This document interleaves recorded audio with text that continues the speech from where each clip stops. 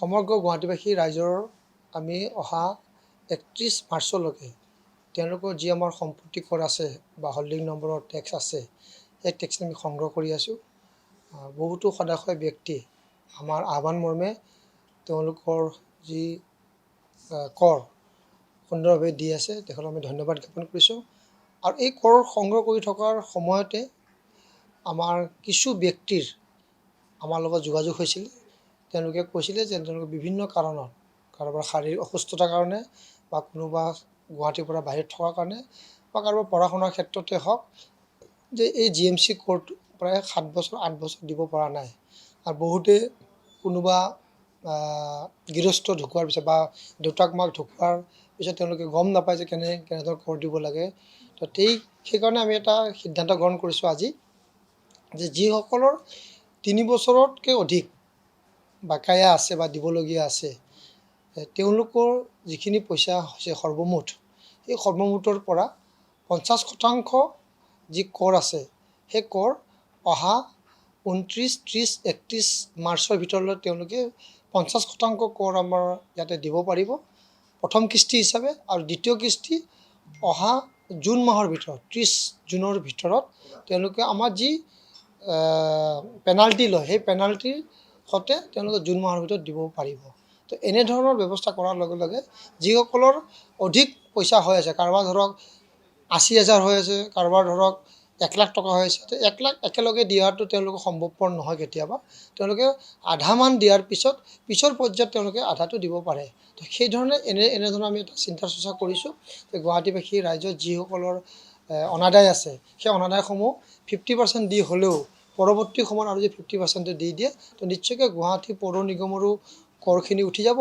আৰু ইয়াৰ লগে লগে যিসকল ব্যক্তিৰ অসুবিধা আছে সেই অসুবিধাখিনি সুবিধালৈ পৰিণত হ'ব। নাই, ইয়াতে কোনো ডিছকাউণ্টৰ কথা নহয়। মানে যিখিনি তেওঁলোকৰ আছে তেওঁ আধাত মানে প্ৰথম কিস্তি হিচাপত 50% দিব আৰু দ্বিতীয় কিস্তি হিচাপত 50% দিব। তাৰমানে তেওঁলোকক দুটা ইনষ্টলমেণ্ট আমি ভগাই দিয়া হৈছে। কাৰণ ইনষ্টলমেণ্ট দিয়াৰ ক্ষেত্ৰতো আমাৰ বাধক বাধকতা থাকে। তথাপি আমি যিসকল সদাশয় ব্যক্তিৰ লগত আমি কথা পাতিছিলোঁ সেই কথা পতাৰ পিছতে আমি গম পালোঁ যে তেওঁলোকৰ খুব এটা আৰ্থিকভাৱে অলপ অসুবিধা হয়। তথাপি তেওঁলোকে দিয়াটো বিচাৰে বা তেওঁলোকে গুৱাহাটী নাগৰিক হিচাপে দিয়াটো বিচাৰে। সেইকাৰণে তেখেতে এনেকৈ যদি কৰি দিয়ে দিয়াটো তেওঁলোকে এটা আমাক বিচাৰিছিলে। সেইমতে তেওঁলোকৰ আহ্বান আৰু তেওঁলোকৰ আবেদন মতে আমি এই ধৰণৰ সিদ্ধান্ত গ্ৰহণ কৰিছোঁ। এতিয়ালৈ আমাৰ যিটো লক্ষ্য আছে, আমাৰ যিহেতু আজিলৈ মানে সম্পূৰ্ণ ক'ব নোৱাৰিম, তথাপি আমি যিটো আমাৰ প্ৰপাৰ্টি টেক্স যোৱাবাৰতকৈ আমাৰ অলপ হ'লেও আমাৰ ভালকৈ উঠিছে। কাৰণ আমাৰ ৰাইজক যি আমি আহ্বান জনাইছোঁ সেই আহ্বানজনৰ প্ৰতি সঁহাৰি জনাই আমাৰ বিভিন্নজনে তেওঁলোকৰ যি আমাৰ হোল্ডিং টেক্সখিনি আছে দিয়াৰ কাৰণে ব্যৱস্থা গ্ৰহণ কৰিছে। আৰু এতিয়াও যিসকলৰ বেছিকৈ আছে তেওঁলোকে 50% হ'লেও দিয়াৰ কাৰণে যি আগ্ৰহ প্ৰকাশ কৰিছে সেই আগ্ৰহৰ প্ৰতি লক্ষ্য ৰাখি আজি আমি এই ধৰণৰ সিদ্ধান্ত গ্ৰহণ কৰিছোঁ। হয়, এইটো আমাৰ পৌৰ সখী বুলি আমাৰ মহিলা কিছুমানক আমি এনেধৰণৰ দায়িত্ব দিছিলোঁ, যিসকলে ঘৰে ঘৰে গৈ তেওঁলোকৰ কৰ সংগ্ৰহ কৰিছিলে। সেই কৰসমূহ এতিয়া আমাক ঘৰে ঘৰে দিয়াৰ ব্যৱস্থা গ্ৰহণ কৰিছে। কোনোবা অনলাইনো দিব পাৰে, সুন্দৰভাৱে দিয়াৰ ব্যৱস্থা গ্ৰহণ কৰিছে। সেয়ে আমাৰ পৌৰ সখী যিসকল আছে সেই পৌৰ সখীৰ জৰিয়তেও তেওঁলোকে ঘৰে ঘৰে দিব পাৰে। আৰু যোৱা আমি 2 বছৰৰ পৰাই আমি এটা ব্যৱস্থা গ্ৰহণ কৰিছোঁ যে আমি প্ৰতি মাহে কৰ দিয়াৰ ব্যৱস্থা গ্ৰহণ কৰোঁ। আগতে 3 মাহ, 6 মাহ আৰু এটা বছৰ দিব লাগে। তো কিছুমানে 3 মাহতো তেওঁলোকৰ 3টা মাহৰ পইচাও দিয়াৰ কাৰণে অসুবিধা পায়।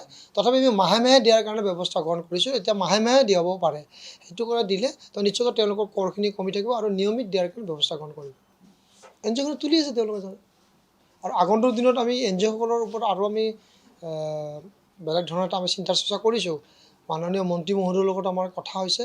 সেই মিটিঙতে মন্ত্ৰী মহোদয়েও তেওঁলোকৰ লগত বহি এক বিশেষ যোজনা গ্ৰহণ কৰি এই জাবৰ সংগ্ৰহ কৰাৰ ক্ষেত্ৰত ব্যৱস্থা গ্ৰহণ কৰিব। আমাৰ আহ্বানৰ মই এতিয়াই ক'লোঁ যে আমাৰ আহ্বান মৰ্মে গুৱাহাটীবাসী ৰাইজে সকলোৱে সঁহাৰি জনাইছে। নিশ্চয়কৈ যোৱাবাৰতকৈ আমি অধিক পাবলৈ আমি সক্ষম হৈছোঁ। আমি আৰু যিখিনি বাকায়া আছে বা পাবলগীয়া আছে তেওঁলোককো আমি অনুৰোধ কৰিছোঁ যে তেওঁলোকৰ যিখিনি দিবলগীয়া আছে সেইখিনি যেন আমাৰতো দি দিয়ে। দিয়াৰ লগে লগে আমাৰো বহুখিনি সুবিধা হ'ব। গুৱাহাটী পৌৰ নিগম পৰিচালনা কৰাৰ ক্ষেত্ৰত সুবিধা হ'ব।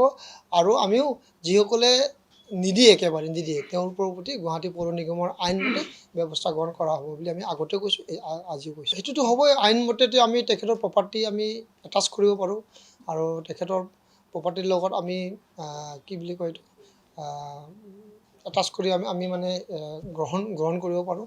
তো সেইধৰণৰ আমাৰ আইনমতে আমাৰ যি গুৱাহাটী পৌৰ নিগমৰ এক্টত যি আছে সেই এক্টৰ মতে আমি বিহিত ব্যৱস্থা গ্ৰহণ কৰিব পাৰোঁ। যিকোনো খবৰৰ বাবে যোগাযোগ কৰক 7099017330 লগতে 7099017110 নম্বৰত।